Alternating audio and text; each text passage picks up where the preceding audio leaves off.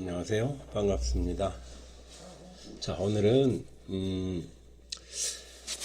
앞으로 장기적인 관점에서 또는 경기 회복기, 경기 민감주의 관점에서 투자에 유망한 이런 기업들을 소개드릴 이런 시간을 갖도록 하겠어요. 그에 앞서서 21세기에 빈부의 격차와 그 원인, 그리고 우리가 이 빈부의 격차 문제를 어떻게 극복할 것인가, 이 문제를 한번 소개해드리고 싶어요. 1월 23일이었죠. 옥스팜이라는 그런 그 국제 기구에서 빈부 격차 문제를 얘기를 했어요. 그래서 동아일보 1월 23일자 이런 기사를 보면 연간 전 세계의 부의 증가의 82%가 세계 부자 순위 1%한테 가고 아래쪽에 있는 50%는 한 푼도 부가 증가하지 않는다. 이런 내용을 발표를 했죠. 또 한 가지, 1년 동안 2016년 3월부터 1년이 되는 기간 동안에 억만장자의 숫자는 2043명으로 늘어났고 이 사람들이 가지고 있는 부는 7620억 달러가 1년 동안 늘었다. 814조 원이 늘었다. 814조 원이 2043명의 부가 증가하는 동안에 전 세계에 36억 명이 넘는 인구, 절반 이하의 인구에서는 부가 하나도 늘지 않았다. 이런 내용이에요. 또 한 가지, 2010년 이후에 상위 1%의 부자들의 재산 증가율은 1년에 13%씩 늘어난 반면에 일반인들, 평범한 근로자의 재산 증가율은 1년에 2%밖에 늘어나지 않더라. 그래서 1%의 부의 증가 속도가 일반 가구의 부의 증가 속도보다 무려 6배하고도 반이나 높게 나타난다. 이런 내용을 발표를 했어요. 자, 우리가 이런 기사를 보면 뭔가 굉장히 잘못되어 있구나 이런 생각을 해요.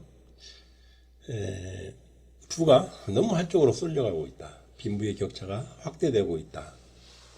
그래서 오늘은 이제 이런 문제를 심층 분석해 보고 왜 그런 빈부의 격차가 나타나는지, 또 이런 빈부가 격차가 필연적으로 되돌릴 수 없을 정도로 나타나는 것이라면 어떻게 해야 빈곤층을 탈출할 수가 있는지, 이런 문제를 알아보려고 합니다.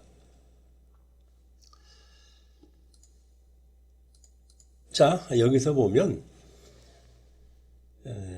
세계 부의 점유율을 P자로 나타냈어요. P자로. 그래서 세계 상위 1%인 7천만 명이 77억 인구의 1%인 7,700만 명, 지금 좀 늘어났겠죠. 700만 명이 가지고 있는 부의 크기는 이렇게 되겠죠. 이 피자를 1%가 차지하고 있습니다. 그리고 2%부터 20%까지 대략 19%의 사람들, 사람으로 치면 숫자로 치면 한 13억 3천만 명의 숫자의 사람들은 이 정도의 피자를 차지하고 있죠. 그리고 전 세계 인구의 80%, 대략 56억 명, 지금은 한 58억 명 되겠죠? 그 사람들이 가지고 있는 부의 크기는 요 크기예요.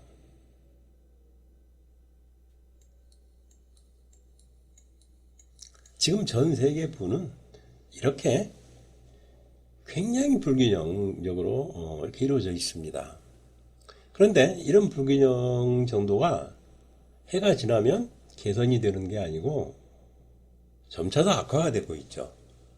그래서 이런 부의 불균형이 진행되는 그런 추이를 보면 이렇습니다. 전 세계 인구를 대상으로 세계 1% 위에서부터 1%의 부자들을 하고 아래에서 부터 시작해서 99% 사람들의 부를 나눠 가지고 어떻게 부가 점유되는지 이걸 봤어요. 전 세계 1% 부자들의 부는 2000년에 이렇게 49% 정도 전체 세계의 부의 49%를 점유하고 있다가 이게 2008년에 44%까지 줄어들었죠. 그랬다가 이제 점차 증가하면서 2015년에는 이제 50%를 넘어서 나머지 99%가 가지고 있는 부보다도 더 많아졌어요. 1%가 가진 부가. 반면에 전 세계 99%의 사람들이 가지고 있는 부는 2000년에 51%에서 2008년에 56%까지 증가하는 듯 하더니 그 이후에는 빠른 속도로 감소해서 2015년에 드디어 1%가 가지고 있는 부가 전체의 99%가 가지고 있는 부를 초과해 버렸어요. 여기서 끝나느냐? 그게 아니죠. 옥스팜이라는 기구에서 예측해 놓은 자료를 보면 세계 1% 부자들이 가지고 있는 부의 점유율은 시간이 갈수록 2015년에 이게 99%를 넘어선 뒤에 점차 증가해서 2020년쯤 되면 전체의 54%를 1% 부자가 차지하고 대신 99%가 가지고 있는 부는 점차 감소하기 시작해서 2020년이 되면 대략 46%로 줄어드는 거예요. 그럼 여기서 멈추느냐? 그 이후에도 계속 이 격차는 확대될 수밖에 없다. 제 생각이에요. 이따 왜 그러는지는 이제 이따가 설명을 드릴게요. 그렇게 되면 소수의 사람들이 가지고 있는 부는 점차 많아지는 반면에 다수의 사람들이 가지고 있는, 점유하고 있는 부는 점차 줄어들기 때문에, 물론 부 전체가 이제 증가한다 하더라도 다수가 갖고 있는 부가 줄어들기 때문에 이 세계에 있는 사람들은 많은 사람들이 살림이 어려워진다. 이걸 알 수가 있어요. 그럼 왜 이런 문제가 나타나느냐? 왜 1%밖에 안 되는 부자들은 계속해서 부가 늘어나고 빠른 속도로 늘어나고 99%가 가지고 있는 부는 늘어나지 않는가? 물론 늘어나겠죠. 늘어나도 천천히 늘어나니까 격차가 커지는 것이겠죠. 왜 천천히 늘어나는가? 이 결과를 알기 위해서 부가 늘어나는 모습을 한번 이렇게 봤어요. 봤더니 1%가 가지고 있는 부는 이렇게 움직여요. 증가했다가 줄어들었다가 움직이다가 증가했다가 줄어들고 증가했다가 줄어들고 증가했다가 확 줄고 증가했다가 확 줄고. 가만히 봤더니 이 1%가 가지고 있는 부의 증가율은 주가지수하고 비슷해요. 주가지수하고. 나머지 하위 99%가 가지고 있는 부는 이렇게 움직이지만 위에 곡선을 따라서 움직이지만 위에 곡선만큼 민감하게 움직이질 않아요. 주가지수하고 큰 연관성이 없이 움직이고 있어요. 이걸 보고 여러분이 느낄 수 있는 생각 하나는, 야, 저거 상위 1%는 대주주들 아니야? 주식을 많이 갖고 있는 사람들이고 하위 99%는 근로자들 아니야? 이렇게 생각할 수가 있는 거죠. 그렇지 않아요? 우리가 언뜻 생각하기에는 상위 1%의 부와 하위 99%의 부가 다르다 그러면 상위 1%는 월급을 굉장히 많이 받는 사람들이고 하위 1%는 월급을 조금 받는 사람들이다. 이렇게 생각하기 쉬운데 똑같이 근로소득이 아니고 소득의 근원 자체가 다를 가능성이 있다 이러는 거죠. 그래서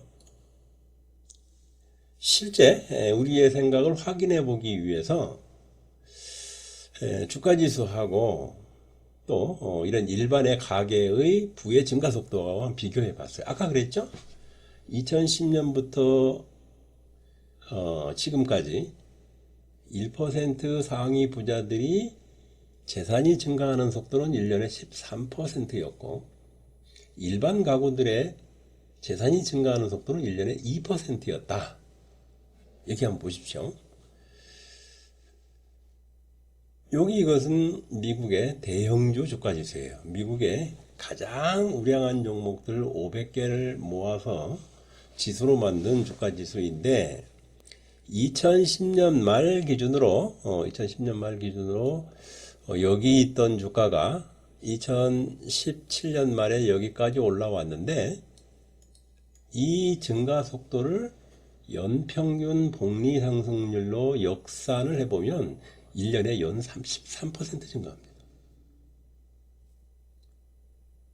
반면 미국 가계의 수입에 대해서 진로우라는 이런 미국의 이제 부동산 분석기관이 있는데 여기에서 만들어 놓은 자료를 보면 2000년부터 2016년까지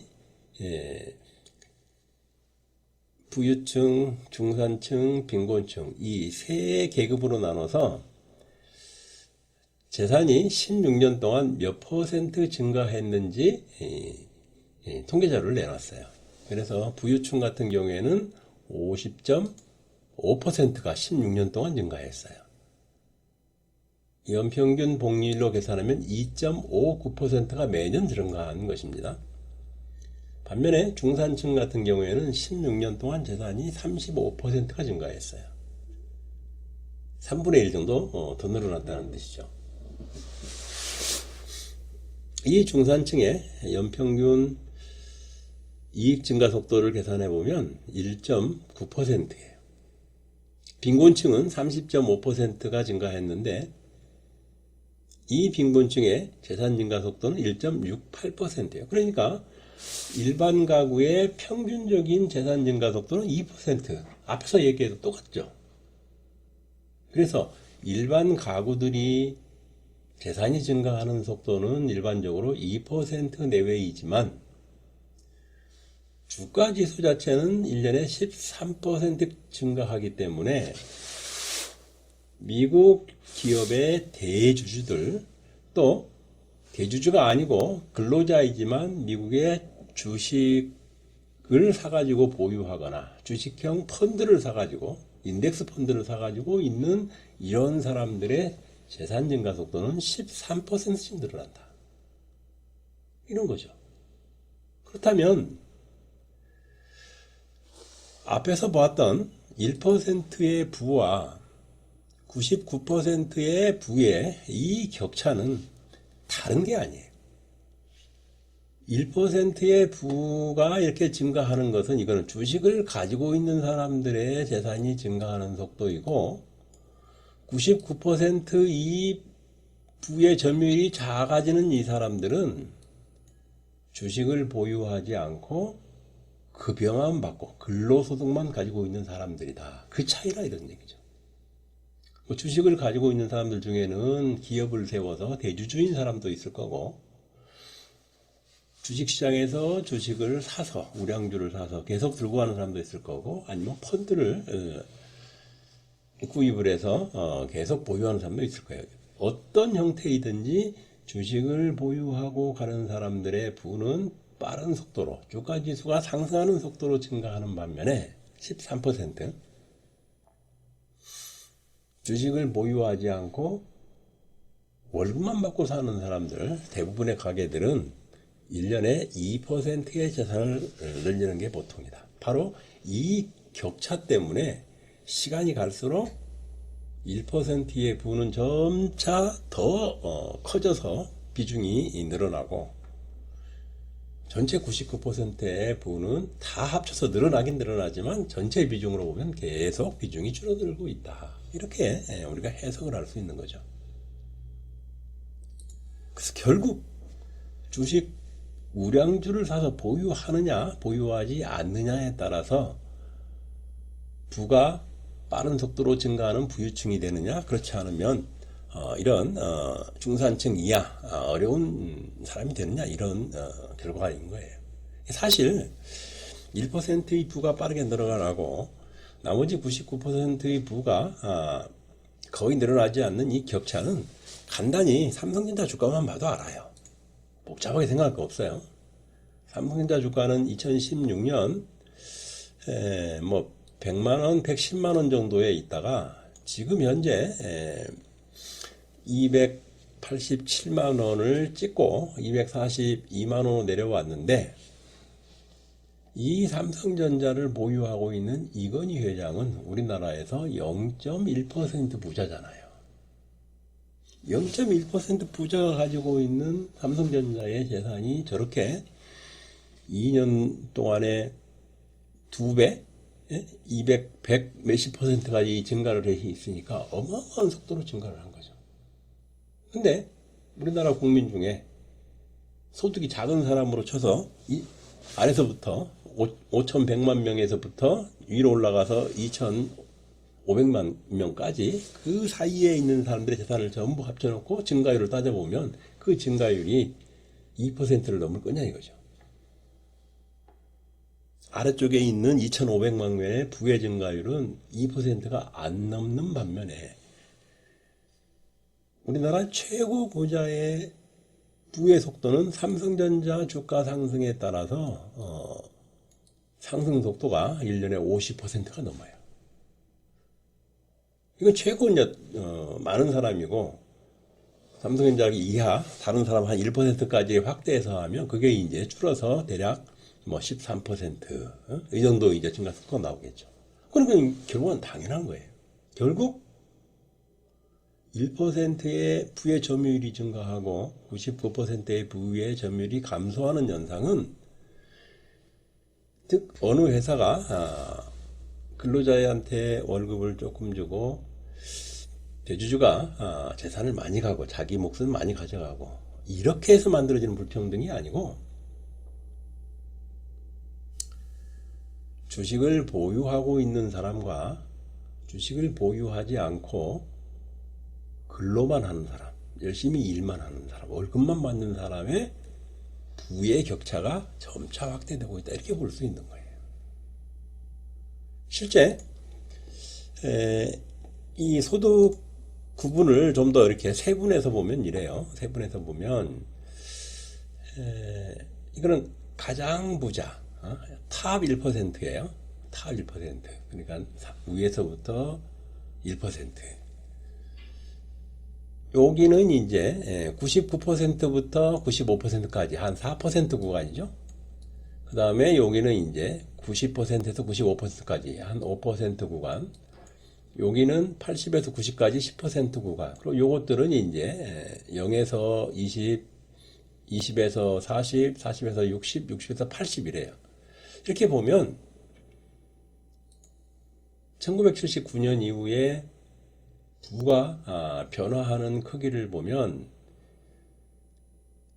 0에서 20%, 40%, 60%, 맨 아래에서 60%의 사람들은 실질적인 부가 줄어들고 있어요. 점차 먹고 살기가 어려워지는 거죠. 살림이 어려워지고 있어요. 60에서 80%, 이 20%에 드는 구간만 그래도 현상 유지를 하고 있는 상황이에요. 그 외에 80%에서 100%에 해당하는 이 20%에 있는 사람들은 그래도 주가지수의 변동과 재산 변동이 거의 비슷하게 움직이는 걸 봐서 이렇게 해석할 수가 있어요. 여기 탑 1%는 이거는 정말로 대주주다. 기업을 소유하고 있는, 기업을 창업을 하거나 기업을 인수를 해가지고 있는 대주주들이고,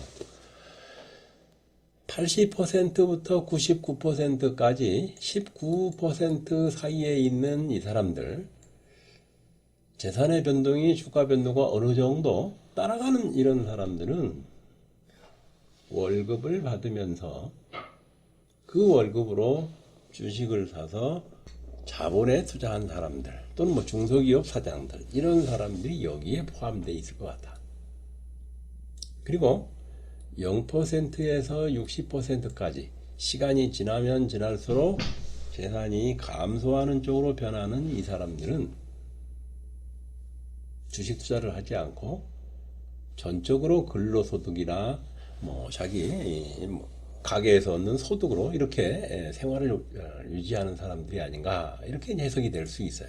온리 근로소득, 여기는 근로소득, 월급에다가 자본소득, 기업의 주식을 가지고 자본이 올라서 소득이 늘어나는 이런 부분이 더해진 거고, 1%는 대주주, 이렇게 될 것 같아요.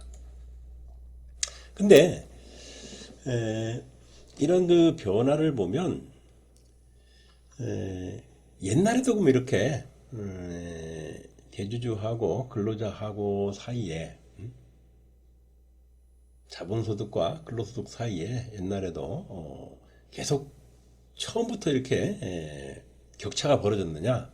그렇진 않아요. 미국 시장에서 미국의 데이터는 이제 1913년, 굉장히 오랜 시작전부터 이제 이런 자료가 있어요. 그래서 여기서는 1%가 아니고 0.1%, 그죠? 0.1%의 부자들하고 99%, 아래쪽 99%하고 맨 꼭대기 0.1%의 부의 점유율을 비교했는데, 1930년대에 0.1%의 부가 99%의 부보다 훨씬 많은 이런 상태를 나타내다가 1929년 대공황이 나고 기업의 주가가 폭락을 하면서 0.1%의 부가 계속 감소하는 모습이 보였죠. 이렇게 감소를 해서 어느 정도 유지되다가 70년도에 다시 한번 감소를 해서 한 76년도에 최저치를 이루죠. 대신 99%를 차지하는 사람들의 부의 점유율은 1920년대부터 점차 증가하기 시작해서 부의 격차가 줄어드는 거죠. 그랬다가 이제 50년대, 60년대를 거치면서 잠시 줄었다가 다시 60년대 전반기부터 해서 80년대 초반기까지 계속 늘어나요. 그래서 이 기간 동안에는 부자들의 부의 점유율은 줄어들고 일반인들의 부의 점유율이 늘어났기 때문에 우리가 말하는 빈부의 격차가 좁혀지는 이런 시기가 있었어요. 그런데 그게 1977년부터 해서 0.1%의 부의 이런 부자들의 부가 빠른 속도로 증가하기 시작하고, 또 1985년 이 시기부터 해서는 99%가 가지고 있는 부의 점유율이 빠른 속도로 감소하기 시작해요. 뭔가 변화가 일어난 거죠. 왜 70년대, 80년대를 거치면서 빈부의 격차가 좁혀지다가 다시 확대가 됐느냐?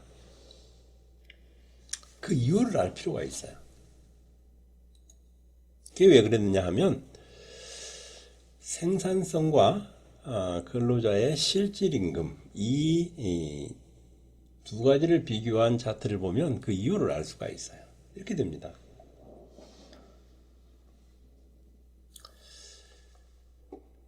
광업과 제조업의 생산성이라고 하는 것은 1인당 상품 생산 금액이 얼마냐 이거예요. 1인당.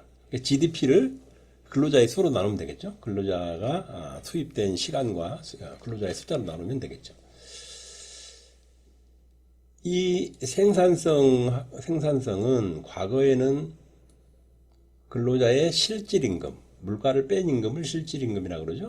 물가를 뺀 실질 임금의 증가하고 기업의 생산성하고 같이 증가를 합니다. 이게 맞죠? 뭐 근로자가 처음에 들어가서 물건을 서툴러서 잘 못 만들면 월급을 조금 받아가는 거고, 이게 숙달이 돼가지고 같은 시간에 더 많은 상품을 만들면 당연히 월급이 많아지고 그렇죠. 바로 그걸 나타내고 있죠. 근데 이게 1970 한 3년부터 해서 뭔가가 변화가 생기기 시작했고, 이게 80년대가 되면서 이제 큰 변화가 생기죠. 실질 임금은 거의 증가하지 않는 반면에 생산성은 빠른 속도로 증가하는 시대가 와요. 왜 그럴까요?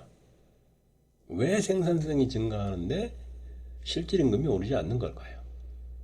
근로자들이 매우 빠른 속도로 숙달내서 물건을 더 만들었는데 월급을 안 준 걸까요?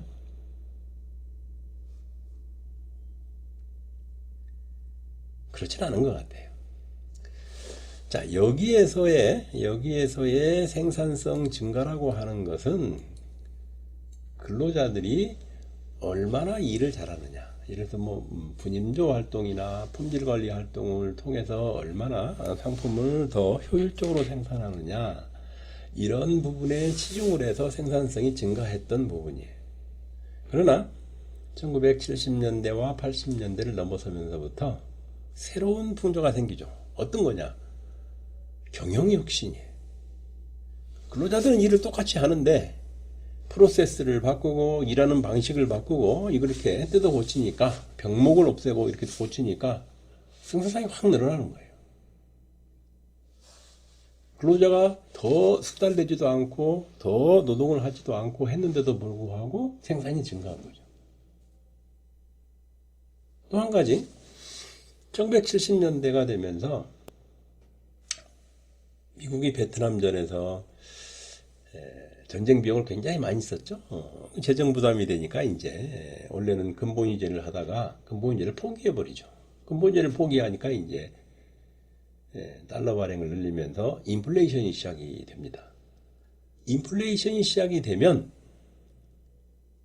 기업이 훨씬 더 유리해요. 왜냐하면 기업은 돈을 빌려다 쓰는 쪽이고 근로자는 월급 받아서 저축을 하는 쪽이죠.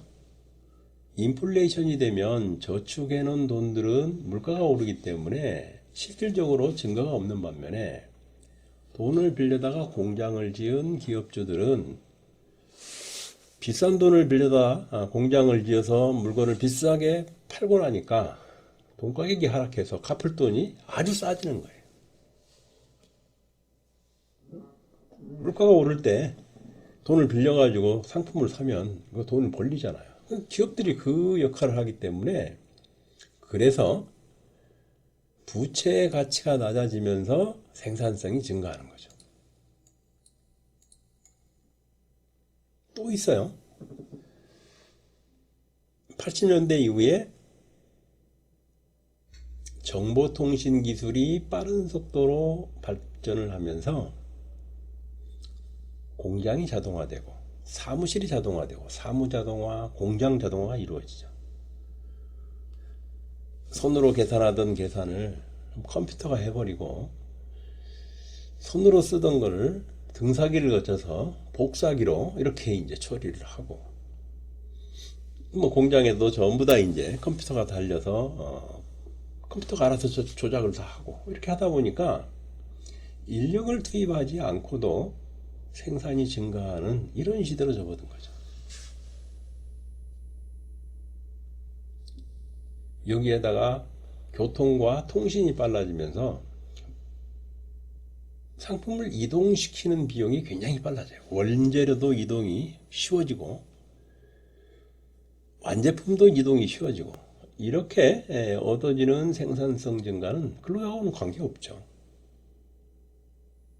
여기에 세계화가 이루어지면서 국가 간의 관세 장벽이 낮아지고 근로자들이 쉽게 이동할 수 있고 자본이 쉽게 이동할 수 있고, 이러다 보니까 임금이 싼 나라에 공장을 세우죠.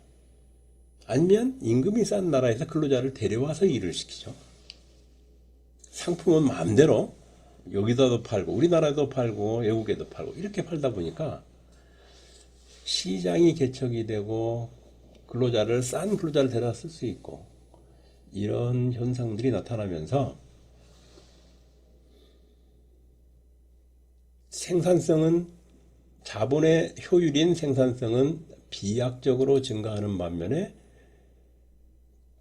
근로자가 기여한 부분, 생산성 증가에 근로자가 기여한 부분은 없는 거예요. 그래서 실질 임금은 정치하는 이런 국면이 만들어진 거죠. 과거에는 근로자가 열심히 일을 하거나 일을 효율적으로 했기 때문에 생산이 증가했다면 이 시기 이후에는 근로자가 효율적으로 일하거나 더 많은 노동을 해서 생산을 한 게 아니고 경영에 있어서 혁신, 정보통신 기술 발달에 의한 자동화, 물류 혁신, 여기에다가 세계화가 이루어지면서 나타난 생산성 증가이기 때문에 근로의 숙련도와는 관계가 없는 이런 생산성 증가예요. 그래서 이 생산성은 자본을 댄 자본주가 가져가는 자본소득의 크기를 결정하고 여기에 있는 실질 임금은 근로자들의 근로소득을 결정을 해요. 그래서 20세기의 3, 4분기, 3, 4반세기 여기까지는 근로자의 임금과 기업주의 자본소득이 같은 비율로 성장을 했다면 20세기 네 번째 4반세기부터는 이게 격차가 벌어지기 시작한 거예요. 자본을 댄 주주가 가져가는 자본소득은 점차 확대되는 반면에 그 기업에서 근로를 한 근로자의 소득은 그렇게 늘지 않았다. 바로 이것이 이 이후에 빈부의 격차가 계속 확대되고 있는 이유예요. 여기에서 소수의 부자들은 빠르게 재산이 증가하고 다수의 사람들은 재산이 덜 증가하는, 재산 점유율이 덜 증가하는 그 이유가 바로 생산성과 실질 임금의 격차로부터 출발을 한다.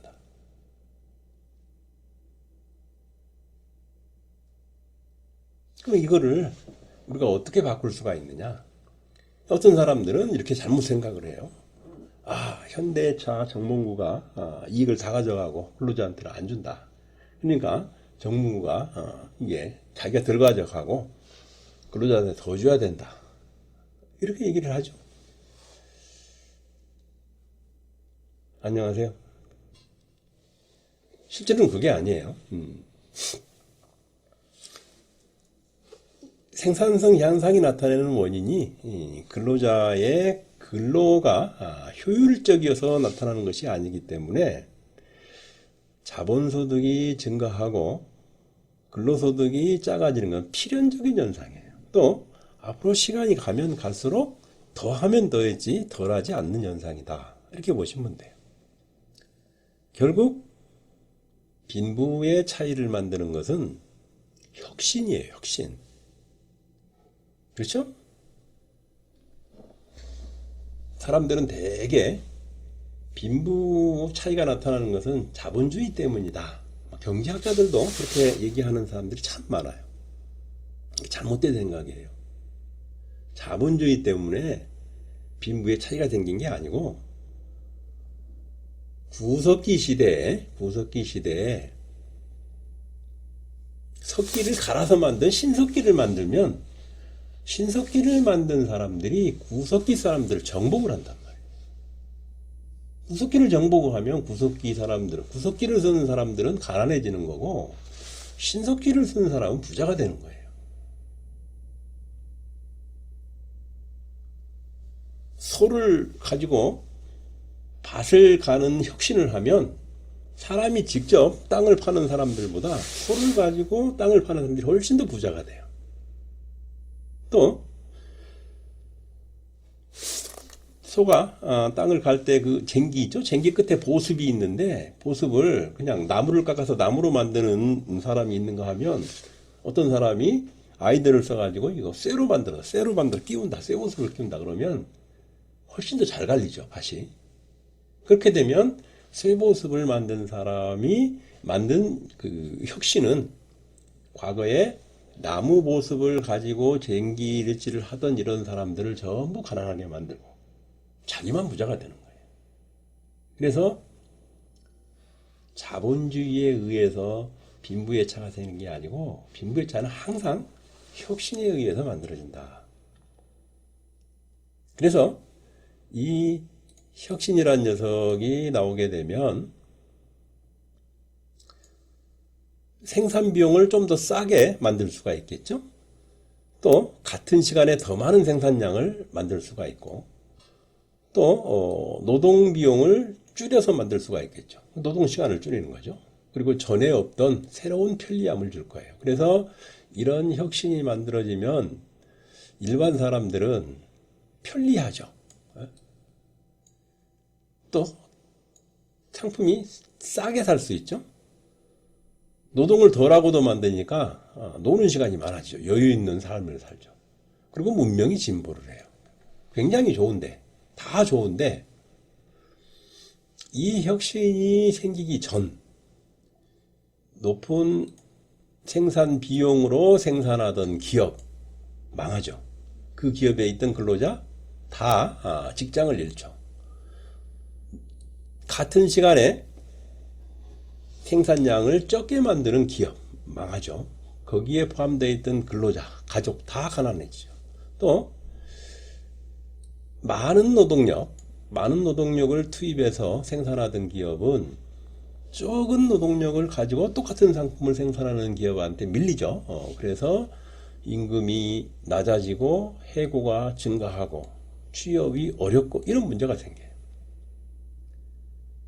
스마트폰이 생겨서 디카가 사라지면 디카 일을 가지고 사고하던 사람들은 이제 도태가 되는 거죠. 그래서 혁신 하나가 만들어지면 바로 이렇게 생산성이 낮거나 비싼 가격으로 만들거나 아니면 노동력을 더 고급 월급을 주고 높은 월급을 주고 또 노동력을 많이 써서 생산을 하거나 아니면 뭐 구식 서비스를 하거나 이런 것들이 죄사망하기 때문에 결국 혁신 하나로 인해서 혁신을 만들어낸 혁신 기업이 부를 쓸어 담는 거예요. 이 표현은 빈부의 격차가 아니에요. 부를 몽창 쓸어 담고 빈곤은 아주 폭넓게 확산이 되고 이런 차이에요. 부가 집중되고 빈곤이 확산된다. 이렇게 얘기를 해야지 빈부의 격차 이런 거 가지고는 표현이 안 돼요. 그래서 바로 이런 혁신 과정이 이어지기 때문에 필연적으로 반드시 빈부의 격차는 계속 확대될 수밖에 없다. 이걸 알아야 돼요.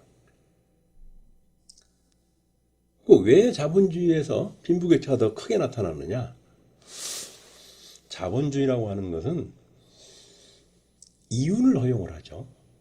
이윤을 가지고 혁신을 자극을 해요. 이윤이 없으면 공산주의 사회에서는 뭐 똑같이 일하고 똑같이 받으니까 내가 특별히 뭐 창의력을 발휘할 필요가 없어요. 주어진 시간 일만 하면 돼요. 그러나 자본주의에서는 내가 머리를 써서 새롭게 혁신을 만들어서 이윤을 만들면 그게 이윤이 내 거가 되니까 자꾸 새로운 혁신을 만들어내려고 해요. 그래서 자본주의 사회에서는 혁신이 자극이 되고 혁신이 자극된 결과로 혁신이 가속이 되니까 그만큼 빈부의 격차가 빠르게 그 과정이 빠르게 진행이 되는 거예요. 결과적으로 그래서 자본주의 사회가 빈부가 확대가 되는 거지 자본주의 자체가 문제가 있는 거 아니에요. 그럼 이런 문제를 어떻게 극복을 하느냐?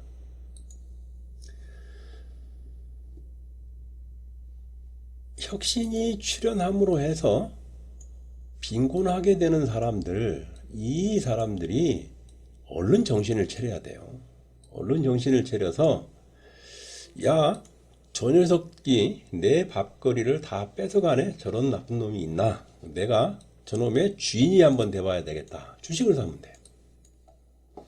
혁신하는 기업에 주식을 사서 주인이 되면 되는 거예요. 그 수밖에 없어요, 사실은. 그래서 이 혁신에 의해서 빈곤화되는 사람들이 바로 내 밥벌이를 뺏어가는 혁신 기업에 주식을 사는 것만이 가장 효율적인 방법이다. 간단히 예를 들어서 98년 그 IMF 이후에 이마트가 여기저기 많이 생겼어요. 이마트 하나 들어서면 그 상권이 다 무너지잖아요. 그죠? 그건 이마트라는 혁신이, 이마트라는 유통업계의 혁신이 엄청난 빈곤한 사람을 만들어내는 거거든요. 이럴 때 재래시장에서 장사를 접어야 되는 사람들이 생각을 바꿔서 저런 도둑놈들이 있나? 내가 여태까지 장사하고 있는 거를 저것들이 와가지고 뺏어간다. 나쁜 놈들, 내가 주인이 돼야지. 그리고 신세계 주식을 사버리면 되는 거예요. 신세계 주식이 98년 이후에 거의 100배 정도 올랐거든요. 장사해가지고 그렇게 못 벌어요. 그죠? 그렇지만 가게 투자했던 자금을 몽창 뽑아가지고 신세계 주식을 사버렸으면 장사하는 거 몇 배 벌게 되는 거죠. 그래서 이런 혁신이 만들어질 때 혁신에 의해서 내가 직장이 빼앗기고 가난해지고 월급이 줄어든다 그러면 그걸 대신해서 평소에 혁신 기업의 주식을 계속 늘려가는 게 이게 진정한 위기를 극복하는 수단이다. 이렇게 이제 볼 수가 있는 거죠. 사실 1980년을 기점으로 해서 생산성이 비약적으로 증가하고 근로자의 실질 임금은 증가하지 않고 이 격차가 이제 확대되기 시작했는데, 그래서 생산성이 만드는 자본소득과 임금이 만드는 근로소득 사이에 격차가 확 벌어졌는데, 이 자본소득과 근로소득의 의미에 대해서 아주 중요한 실험을 한 사람이 있어요. 누구냐 하면 스티브 잡스죠. 이 사람 아는 사람이죠. 스티브 잡스는 1997년에 애플을 창립했다가 이제 떠났었죠. 떠났다가 이제 1997년에 다시 애플 CEO로 취임을 했는데, 이때 애플에 취임하면서 월급을 1년에 1달러만 받기로 했어요. 연봉이죠. 월급도 아니고 1년에 1달러. 그래서 97년부터 2011년까지 재직을 하다가 2011년에 이제 최장암으로 죽었잖아요. 15년 동안 근무를 했는데 15년 동안 꼬박 근무해서 연봉을 받았으면 15달러 받았죠. 15,000원. 15년 동안 애플이라는 큰 회사를 운영한 사장이 받은 월급이 15년 합쳐서 15,000원이에요. 근로소득을 포기한 거죠. 그럼 이 사람이 그럼 가난하게 살았느냐? 그렇지 않아요. 스티브 잡스는 97년 애플사를 들어갈 때 자기가 가지고 있는 재산을 톡톡 털어서 애플의 주식을 산 거죠.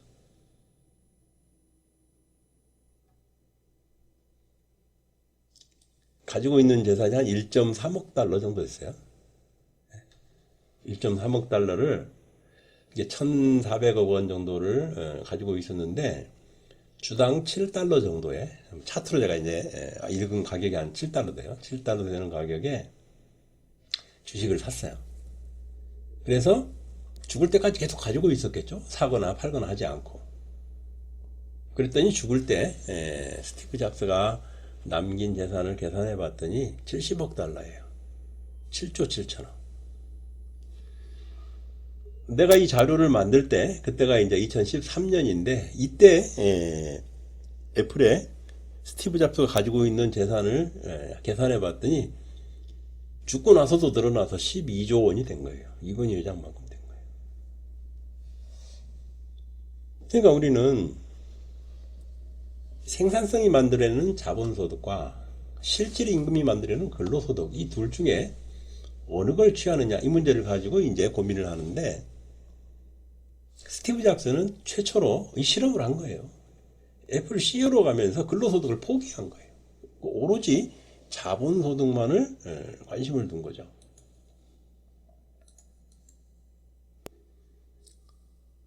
이 7달러에서 여기서 자기 재산을 1,400억을 몽땅 애플 주식을 사놓고 1년에 1달러를 받으면서 열심히 근무하면서 애플을 키웠죠. 어떻게 키웠냐면 1년에 34% 성장이 나오도록 키운 거예요.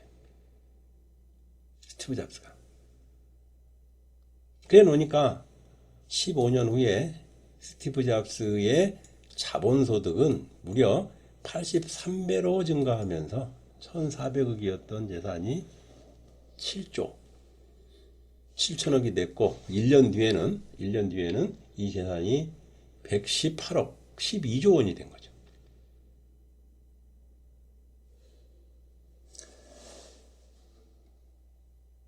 (1980년대부터) 생산성하고 실질임금, 자본소득과 근로소득, 이 격차가 생기기 시작하기 때문에 그로부터 딱 한 20년 후에 이제 스티브 잡스가 이거를 실험을 한 거잖아요. 자기의 근로소득과 자본소득을 가지고. 일어났더니 근로소득을 완전히 포기하더라도 자본소득만 가지면 상위 1%, 상위 0.1%, 0.01%에 들어간다 이런 거예요. 그런데 불행하게도 이 지구상에 77억 인구 중에 88%의 사람들이 주식을 몰라요. 자본소득을 몰라요. 일을 해서 월급을 받는 근로소득은 알고 있는데 우량주의 주식을 사서 그 주가가 올라가서 얻는 자본소득에 대해서는 77억 명 중에 80%가 모르고 있는 거예요.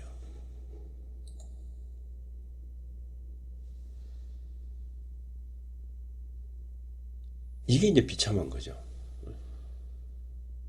또 주식을 알고 있다 하더라도 이거를 자본 투자로 생각하지 않고 게임을 해요. 샀다 팔았다 샀다 팔았다. 그건 자본 투자가 아니거든요. 혁신하는 기업의 지분을 가지고 혁신의 결과를 얻으려고 해야지, 혁신하는 기업을 주가를 샀다 팔았다 하면 혁신하고는 전혀 관계없어요. 그냥 도박을 하는 거지.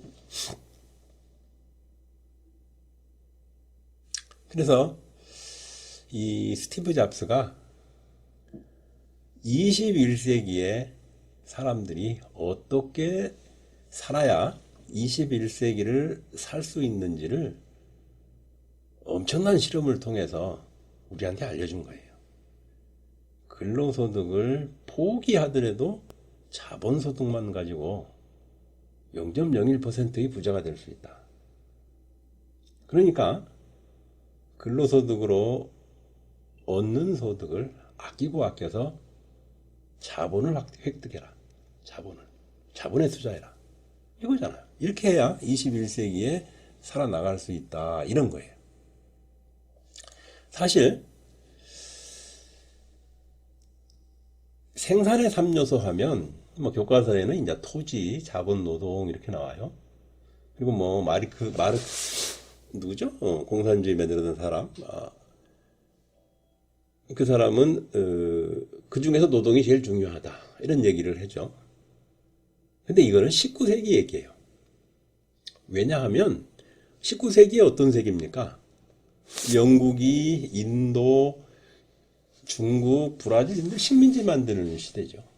그래서 인도와 중국에 농민들이 갖고 있는 땅을 전부 다 돈 빌려줘 가지고 전부 다 못 갚으니까 전부 압수한 뒤에 큰 농장을 만들고 사람들을 데려다가 일시켜 가지고 농장형 기업을 운영을 하거나 아니면 공장에서 근로자를 잔뜩 내리고 노동집약형 공장을 해서 운영하던 시대예요. 지금처럼 뭐 기술에 의한 첨단 이런 뭐 근로자가 별로 없는 이런 공장이 운영되는 시대가 아니고 완전히 노동력에 의해서 이익을 만들어내던 시대예요. 19세기에는 당연히 자본의 몫이 크냐, 노동의 몫이 크냐, 아니면 땅의 몫이 크냐, 이런 것이 문제가 돼 있어요. 그래서 그 당시에 마르크스가 이 노동의 효과가 가장 생산을 하는 것은 노동의 가장 기여율이 크기 때문에 노동에 더 줘야 된다. 이게 맞는 얘기예요. 근데 21세기에는 여기에 기술이 더 들어가요. 기술이. 토지 이거 없어도 돼요. 아마존 고 가면 근로자가 없어요. 노동 없어도 돼요. 21세기에는 자본과 기술만 있으면 노동과 토지가 없어도 이윤을 만들어내는 시대예요. 앞으로 인공지능이 나오고 사물 인터넷이 나오고 로봇가 점차 많아지고 이렇게 되면 노동이라는 이 개념 자체가 없어질 수도 있어요. 노동, 임금, 직장, 월급 이런 단어들이 우리 인류 사회에서 없어져 버릴 수도 있어요. 로봇가 대신하는데, 인공지능이 대신하는데, 뭐 인공지능이 월급 줄 거 있어요? 걔네들이 무슨 직장이 필요가 있어요? 그래서 우리 경제학계에는 아직도 21세기가 돼 있는 지금도 19세기 사고에서 아직 벗어나지 못하고 있어요. 지금 우리는 21세기 사는 거예요. 토지와 노동이 없어도 자본과 기술로 이윤을 만들어낼 수 있는 시대에 살고 있다. 그러니까 우리는 19세기, 20세기를 거치면서 열심히 일하고 월급 받아서 나중에 여유롭게 되는 그런 삶을 살았다면 지금은 아니에요. 지금은 기술과 자본에 눈을 뜨고 자본소득을 얻으려고 해야 돼요. 기술을 만들어서 로열티를 받아야 되고 사업을 해서 사업소득을 얻어야 돼요. 이런 형태로 우리가 이 수익의 방향을 바꿔야 되는 거예요. 20세기 우리가 살던 과거에 살던 그 방식 그대로 21세기를 살려고 하면 환경이 변해 있기 때문에 그 방식으로 살 수가 없는 거예요. 그래서 빈부의 격차의 문제는 우리가 이 자본소득을 모르고 있는 80%가 정말로 이 각성을 해야 돼요. 이 80%가 모르잖아요. 월급만 알지 주식을 몰라요. 이게 81%부터 99%까지 한 19% 사람들은 그래도 월급을 저축해서 주식을 사서 보유하고 펀드를 사서 들고 있고 이런 사람들이. 이 사람은 그나마 낫죠. 그리고 스티브 잡스처럼 근로소득은 별로 중요하게 생각하지 않고 자본소득에만 전념하는 사람들이 탑 1%를 갖추고 있는 사람들이에요. 우리가 여기에 머물지 말고 위로 올라가야 되는 거예요. 이렇게.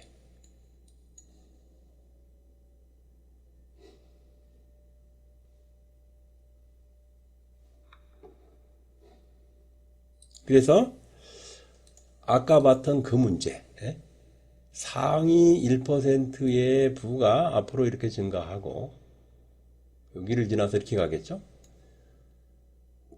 하위 99%의 부의 점유율이 이렇게 가서 여기를 지나서 이렇게 올 텐데, 그렇게 하면 아주 극소수의 사람들만 여유롭고 부자로 이렇게 산을 걸고 아주 많은 사람들은 정말로 생활을 힘겹지 않은 이런 시대가 되는데, 이런 상황에서 벗어나기 위해서는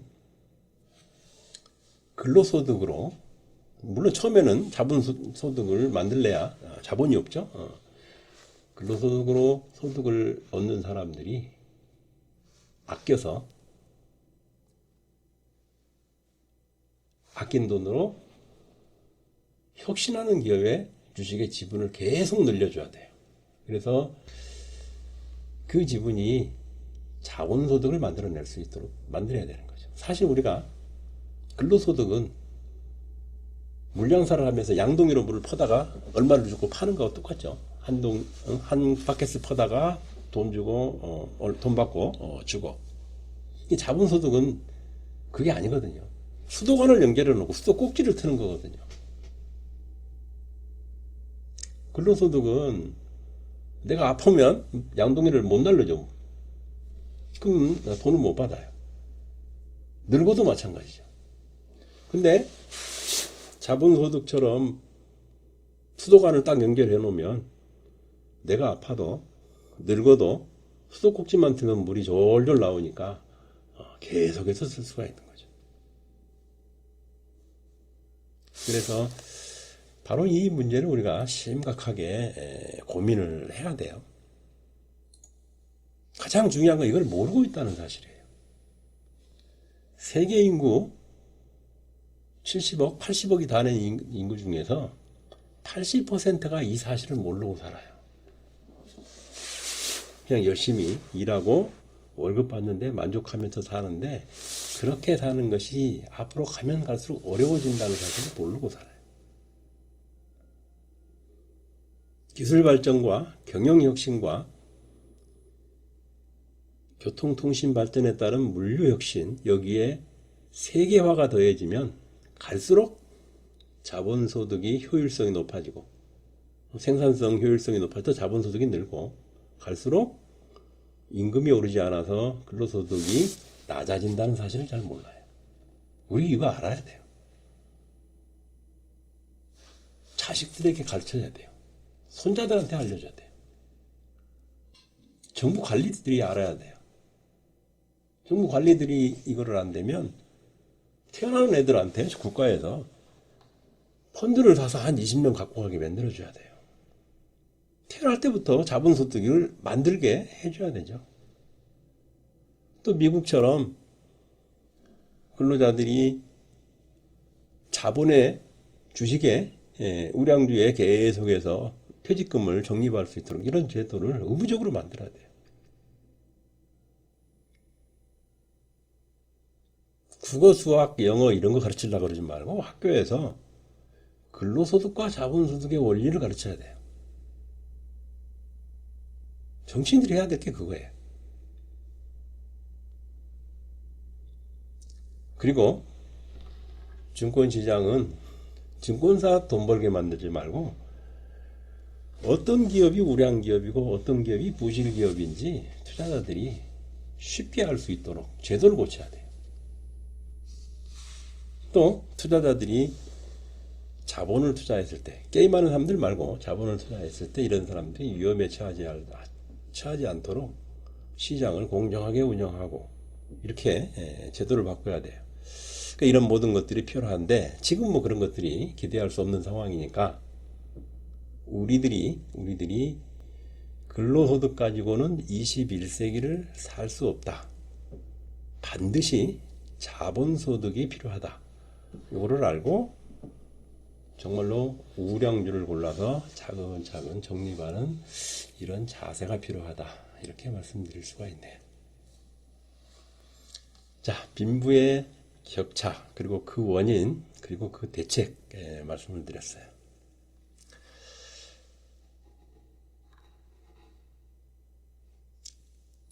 이어서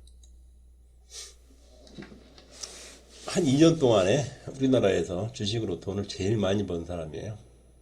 이건희 회장이죠. 뭐 수익률은 제일 많이가 아닐지 모르지만 하여튼 수익 금액으로는 제일 많이 번 사람입니다. 근데 이제 의식이 없죠? 아직 그 정상적이지 않았죠. 이걸 보면 이걸 보면 그래요. 어쩌면 주식 투자하는 사람들이 수익을 못 내는 이유는 의식이 또렷해서 그런지도 몰라요. 제 양반처럼 의식이 없으면 돈을 많이 벌지도 몰라요. 이 얘기는 우리가 의식을 가지고 하는 투자 방법이 잘못되어 있을 수도 있다는 얘기예요. 그렇지 않나요? 우리가 정신을 똑바로 차리고 아주 그냥 감시 감독하는 감독관처럼 이렇게 보고 있는 이런 상황이 오히려 수익을 내는데 도움이 되지 않을 수가 있다. 어쩌면 기업을 고를 때는 신중하게 고르지만 그렇게 기업을 고르고 나서 투자를 할 때는 의식이 없는 이건희 회장 마냥 이렇게 투자하는 게 더 수익을 낼지도 몰라요.